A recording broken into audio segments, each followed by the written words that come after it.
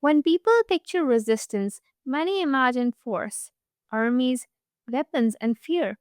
Yet, one of South Asia's most formidable independence movements was built on patience, discipline, moral courage, and nonviolent power. The story begins in the 1920s and 1930s in the northwest frontier province of British India, the region that today forms northwest Pakistan. Under colonial rule, Pashtuns were labeled a warrior race, governed through surveillance and collective punishment. Against this backdrop, Khan Abdul Ghaffar Khan, famously known as Bacha Khan, built a movement whose goal was simple and radical: to end colonial rule, to uplift Pashtun society through education and reform, and to show that non-violence was fully compatible with Pashtun identity and Islamic ethics. This movement was called Khudai Khidmatgar. It literally means servants of God. And it was a Pashtun movement that upended the idea that power must harm to be real, and it challenged the belief that people must inflict harm to be real.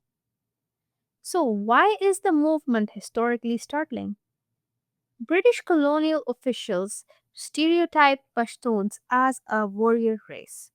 In that context, a Pashtun-led movement that trained thousands to endure beatings without retaliation overturned both colonial propaganda and common assumptions about strength. That reversal of stereotype was itself a political act. This intersects with Gene Sharp's core claim that state power depends on the obedience of people. The Khudai Khidmatgar did true obedience through coordinated non-cooperation and constructive organizing. It also aligns with Erica Chenoweth's finding that disciplined nonviolence campaigns often succeed more than violent ones because they scale participation and shift loyalties among pillars of support. So, what did power look like for the red shirts? They were not passive. They trained like an army, but for nonviolence.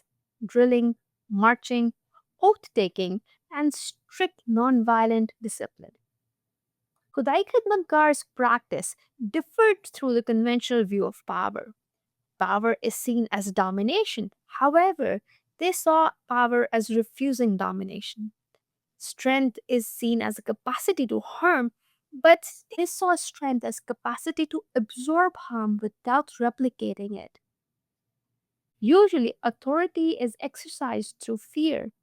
Here, authority through service and moral clarity was emphasized. They also challenged a common belief that you control through violence, but you control through power within and through power with. Before the movement formalized, Bacha Khan spent years building schools, promoting literacy, and encouraging Pashtuns to abandon blood feuds. This was constructive action that included building the world they hoped to win politically. In 1929, this work crystallized into a mass movement, undertaking oaths like serve the poor and tell the truth, renounce revenge and end blood feuds, obey leadership decisions that uphold nonviolence, and do not retaliate even under attack. Here, the uniforms were red, discipline was strict, and ranks were organized. Crowds moved in files, stewards kept order, volunteers rehearsed responses to provocation, so panic or retaliatory strikes did not break cohesion. But let's not miss the important question: why red shirts? Members wore simple khadi uniforms dyed red. Red signaled courage and sacrifice. It made the volunteers highly visible to one another in crowded marches and gave a shared identity that transcended clan lines. The term red shirts or surkposh was widely used by supporters and the press. The uniform itself was a tool of unity and morale. It's worth noting that political color symbolism had earlier precedents, including UK suffragettes who adopted white in 1908. Yet the Khudai Khidmatgar were among the earliest anti colonial movements in Asia to adopt a color coded, uniformed, nonviolent corps. For them, uniformity was discipline and not spectacle. The movement combined obstructive and constructive nonviolent action.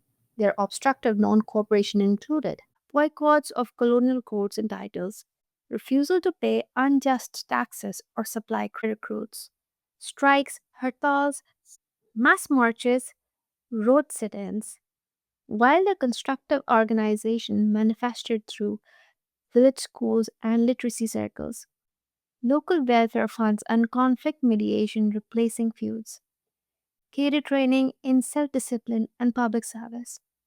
Built schools and village councils was not charity, it was rehearsing self rule and creating the social fabric that political independence would later require. Through this mix of obstructive and constructive actions, they withdrew consent from colonial rule while building alternative social capacity by shifting pillars of support away from the regime and toward community institutions. As their legitimacy grew, visibility turned into a perceived threat. The response was severe and included mass arrests, floggings, and shootings of unarmed crowds.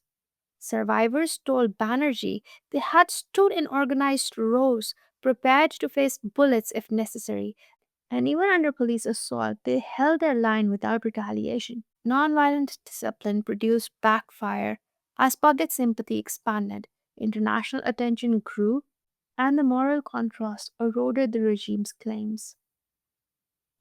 Power moved not because the movement could outgun the state, but because it could outorganize, outlast, and outmoral it. Bacha Khan opposed the partition of the subcontinent on principle, fearing new forms of coercion. In the new state, the Khudai Khidmatgar were banned, leaders jailed, and the story largely erased from textbooks. The legacy persisted in community memory and in the methods later movements would rediscover, including oath driven principle, constructive program, and mass participation beyond elite politics. So, why does it matter now?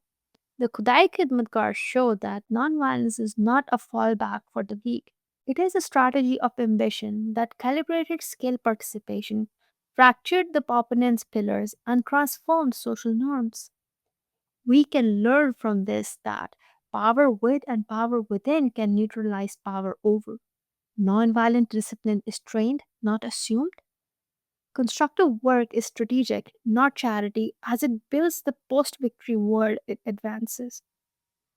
Uniforms, rituals, and oaths are not theatrics. They are mechanisms for cohesion under pressure. As we remember Khan Abdul Ghaffar Khan's Khudai Khidmatgar movement, let it be a key takeaway that strength is not the capacity to injure, strength is the capacity to remain disciplined in pursuit of a just order. The red shirts remind us that dignity can be organized, scaled, and made contagious when it is our moves.